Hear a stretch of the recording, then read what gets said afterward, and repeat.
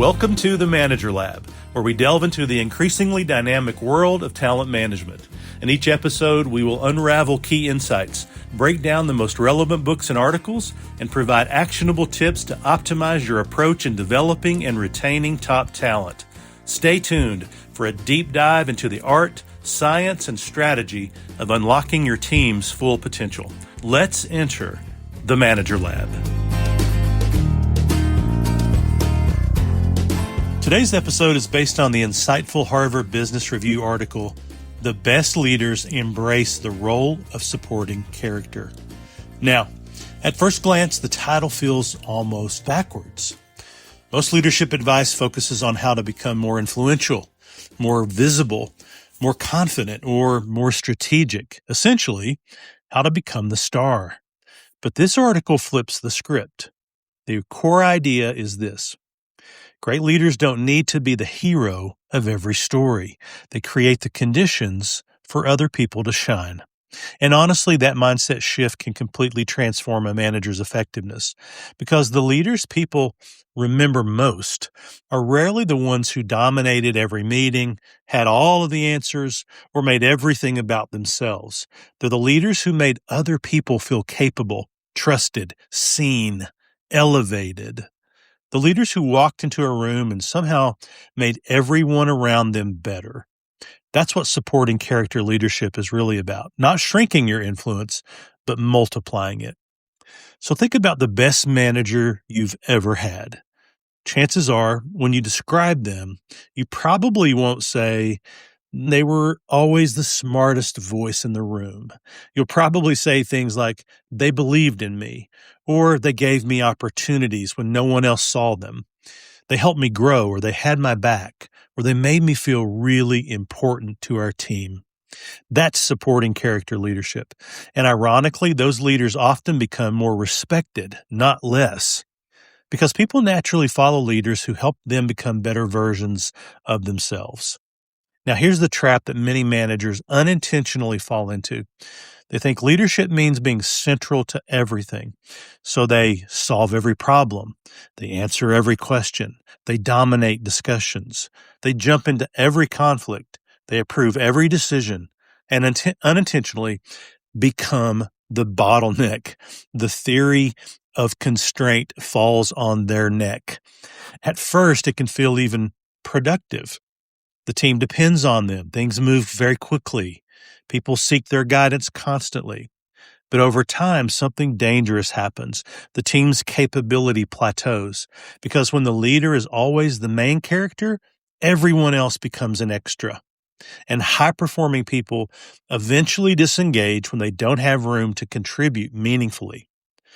The HBR article argues that the strongest leaders understand a powerful truth. Your success as a leader is not measured by how essential you are. It's measured by how capable your people become. And that's a huge distinction. So here's key takeaway number one. Shift from performer to producer. One of the most practical mindset shifts managers can make is this. Stop thinking like a performer. Start thinking like a producer. In entertainment, the audience sees the actors, but producers create the environment where great performances happen. That's leadership. Your role is not to win every scene. Your role is to create conditions where your people can succeed. That means asking yourself questions like, who needs more visibility? Who's ready for a stretch opportunity? Who have I unintentionally overshadowed? And where can I step back so someone else can step forward? And this can be surprisingly difficult for high-achieving managers, because many leaders were promoted precisely because they were excellent individual contributors. They were the problem solvers, the experts, the closers. But leadership requires a different muscle. Not how do I succeed, but how do I help others succeed consistently? So the tool number one is the 70% rule, according to the article. Here's a simple practice managers can use immediately. In meetings, aim to speak no more than 70% of what you normally would. That pause creates space for other people to contribute. And here's what's fascinating. When leaders speak first and longest, teams unconsciously defer to them. But when leaders ask thoughtful questions and create space, capability expands. So try using prompts like, what are we missing here? Or who sees this differently? What would you recommend if you were leading this? Or who wants to take point on this? Those small shifts communicate trust, and trust changes performance. Key takeaway 2 from the article is that great leaders share the spotlight. Supporting character leaders are generous with credit, and this matters more than many managers realize. People are deeply motivated when their contributions are noticed publicly.